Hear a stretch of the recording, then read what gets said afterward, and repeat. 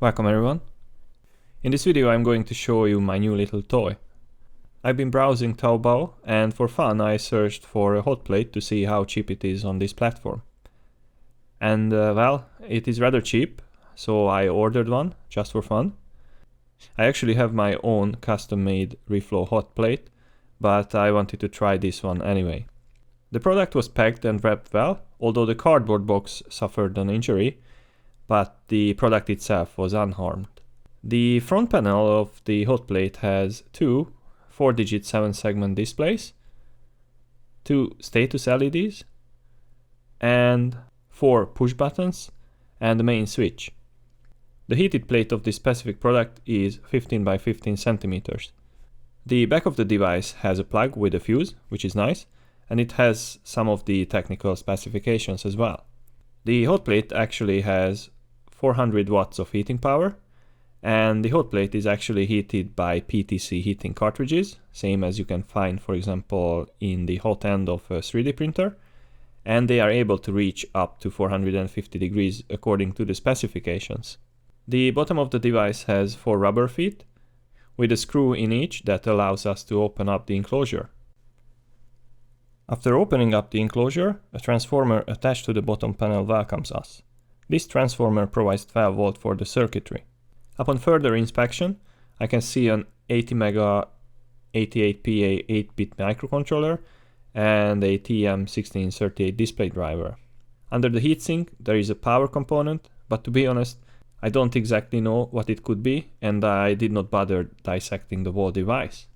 So I did not remove the heatsink to see what is under it.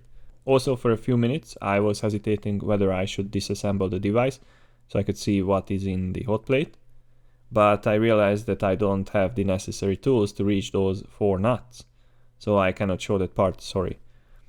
Coming back to the front panel, we have the following features.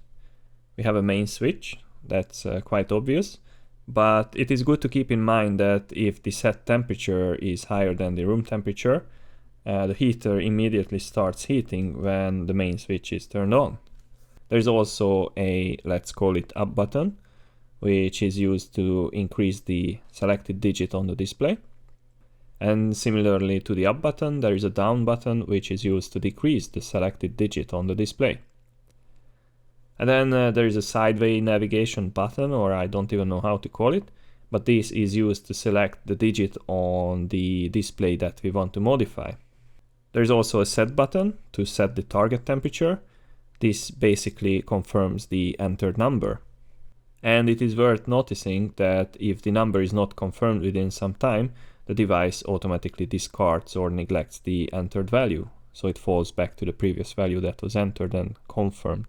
There is also a red LED that indicates if the hot plate's temperature is more than 10 degrees Celsius above the set temperature, so this is kind of an over temperature alarm. I will show it later. There is also a green LED.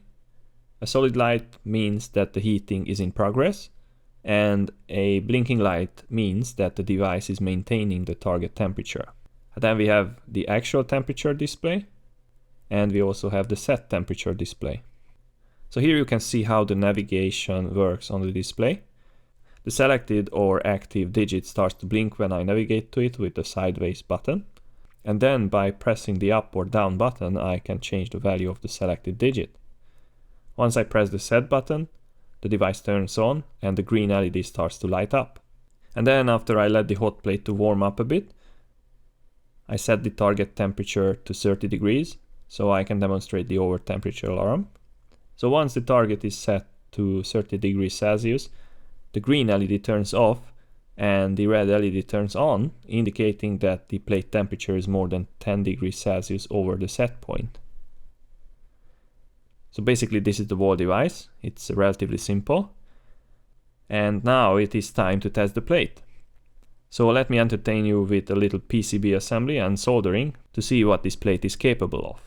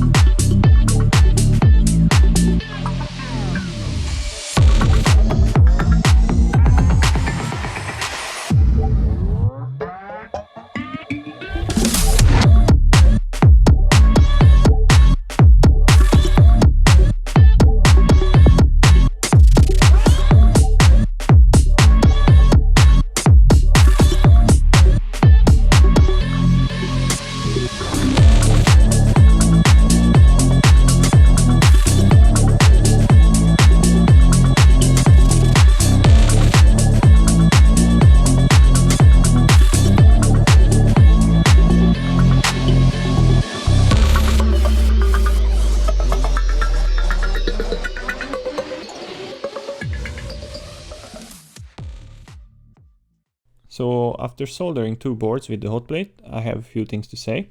The device seems to be robust, and it also looks quite safe, both electrically, grounding and fuse, and mechanically. And the handling of it is also very simple. We just need to set the target temperature and weight. But of course, there is a but. The hot plate itself is a flat and relatively thick aluminum plate, and this is also its disadvantage. Due to its thickness, it heats up relatively slowly. It took about 7 minutes to reach 300 degrees Celsius from room temperature, but it actually took about 10 minutes to pass the heat to the PCB and eventually melt the solder paste. I initially thought that I can manually guide the plate through the solder paste's reflow profile by changing the target temperature from time to time, but apparently the hot plate is not fast enough. It has too much thermal mass and too low heating power. I would say that my mica heater based reflow plate is much better in this aspect. However, this plate is not totally useless. I could, for example, preheat the board to some intermediate temperature to get the flux working, and then I could finish the reflow process by blowing hot air on the board and the solder tabs. I will try this soon, because I believe that this would yield good results, because the hot air tool would not need to also heat up the board, since it is already preheated to some extent, and it is constantly kept at an elevated temperature. This would not be the case if the board would be without the hot plate. So all in all, the plate does its job, but not in the way I expected. It is better to call it a hot plate instead of a reflow plate, because the device is not fast enough to follow a reflow profile. But this is just nitpicking. This is all I wanted to show you in this video. So check the links in the description. You can visit my website for more information and product links.